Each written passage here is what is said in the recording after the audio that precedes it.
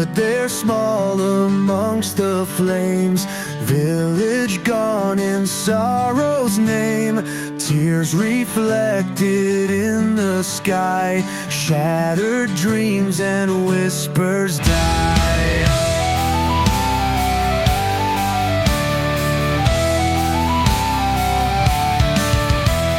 Smoke and ashes fill the air, memories lost in deep despair. She clutches dolls of vanished past in chaos where the shadows cast embers of yesterday. So, are you seriously telling me that you think you can take me? Bad move, girly. There's no fucking way this is going down in your favor. Captain Vermin said, starting to smile a bit, getting his confidence back. Don't forget, Vermin. Mika replied. Last time you had to have your goons save your ass. This time, it's just you and me. And one of us has spent our entire life mastering martial arts and learning every single move and strategy that the other one uses. Training, in fact, to kill them for a great deal of time.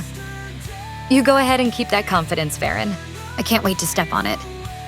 Mika said with a smile as she rushed in, launching a furious flurry of attacks. Varen did his best to try to dodge, but found himself being repeatedly struck. The punches were lighter than that of a man, of course, but still hard enough to make. Him wary and fast enough to start stacking in number very quickly. And for every punch he tried to throw in return, all he received was a counterattack that seemed to hurt even worse than the punches that came when he was trying to defend himself. One might expect someone of Varen's stature to be doing better in the fight than he was. However, by the way things were looking, an all-relevant appearance, anyone who were around, to see the conflict would see what appeared to be a one-sided beating in Mika's favor.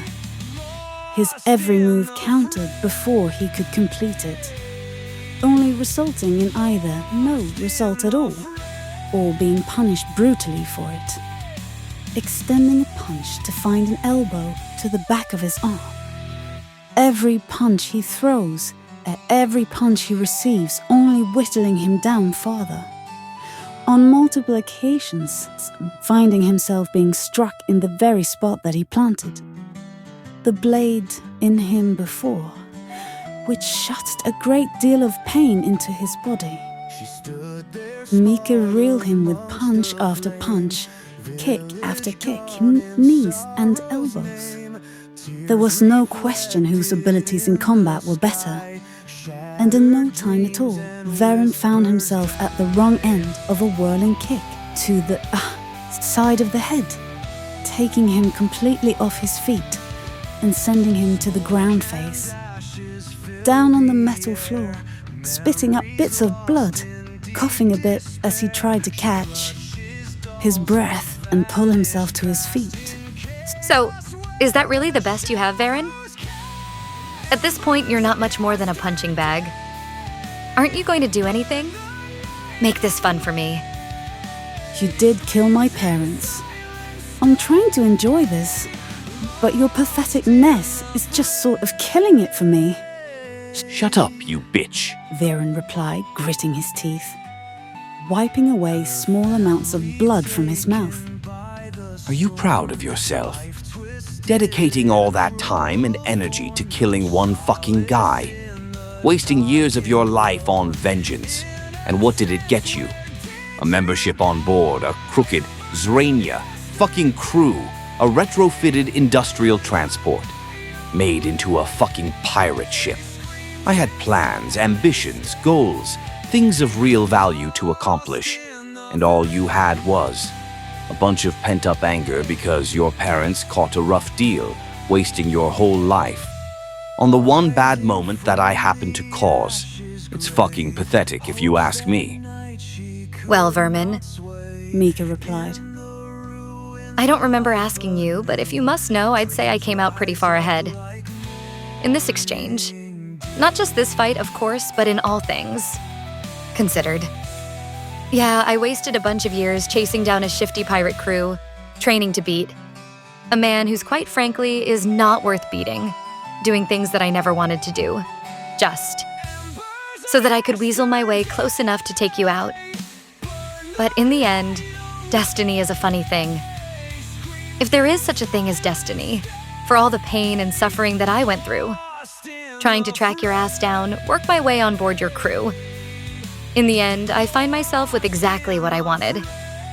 I get to beat you to death and fulfill the goal that I set for myself all those years ago. And not only that, because the first time around I failed, you went ahead and tried to execute me by launching me into a monster, which only turned out to be a warship. Some sort of technological marvel of sorts, that now has decided to make me its captain. Apparently, this isn't even the full extent of what he could be capable of. Right now, he's eating the ship we're in. And once he does, he'll take whatever he wants from it. Make it part of himself. Apparently, that's just something he can do. I mean, seriously, just think of the possibilities. How many ships out there would kill for the ability to take out an enemy vessel and immediately make every part of that vessel just a weapon of their own? You fight somebody who's got a better engine than you? It's yours. They've got better cannons than you've got? Collect them. Before, if someone needed to do something like that, it would take weeks, maybe even months, depending on the part that you're trying to take. It's not something that you can do easily. Starships are put together so that they don't fall apart, especially the most important parts. But with this new ship, the Kraken, I'm thinking about changing the name though. Kraken just doesn't feel like something that I want him to be called. But regardless, it opens up, well, an infinite run of possibilities with which I can use to go wherever I want and do whatever I want. A ship far superior to the Rust Bucket. You're currently, well, we're in ownership of. Even if you hadn't destroyed my life, I wouldn't have been in possession of anything like this. So for the loss of everything that I once loved, unfortunately all I get out of it is your demise. And kick-ass battleship, but it's much better than what you're getting. Mika said, staring down at him intensely. In fact, this whole thing is just disappointing. No matter how much I hit you, I don't really feel any better about it. In fact, I'm just so over this experience that I'm done fighting you at all. It doesn't give me the satisfaction that I thought it would. Hey, Kraken, I guess I'll call you for the moment, Mika said, looking over to a blob of floating silver liquid. Mind doing me a favor? Throw him into space? I'm sick of seeing him. You bitch. He shouted, as Vermin lunged to his feet, beginning to rush at Mika, only to find himself halted in place, looking back to see streams of silvery liquid had seemingly rushed out of the silver wall behind him, clutching onto the center of his form and now reaching out for parts of the rest of his body like a rope of liquid metal, holding him in place and even starting to pull him backwards. I'll see you later, Varen. I suppose your corpse will still be floating out here for a while to come. And when you get to hell, tell him Mika says hi. Maybe I'll join you one day, or maybe I'm bound for a better place. I suppose that there's no telling. Destiny's funny like that. Things change. With the power that I'm given, maybe I can undo some of the damage that I caused while I was working for you. One thing's for certain. I have no intentions of becoming you, whether my greatest destiny is great or minuscule. From this point on, it no longer concerns the likes of you. Goodbye, Vermin, Mika said, as Vermin shouted out, Fuck you. the stream of liquid pulling him back off of his feet through the air, flying towards the silvery wall of liquid as he disappeared into it. There was a ripple for a moment that flowed around it, pulsating out before dissipating. And as it did, the silvery liquid seemed to harden, shift, and change. From just as it seemed silver and almost like metal impossible to see through suddenly, it became more like glass, hazy, but able to see through. And on the other side of this new glass wall, separating Mika from space, there she could see vermin flailing off into the distance of space. Good riddance to bad rubbish. Mika said as she turned around to face the exit door to. The rest of the ship, pulling the tie out of her hair and letting the long white strands flow down, closing her eyes and taking a deep breath, opening them as the purple irises glance at the door ahead. Well, I suppose we have a ship to salvage and a crew to drop off, but all in all, I think today was a good day. Logically, Mika said, with a half-sideways grin. I think things are looking up. Sideways grin. I think things are looking up.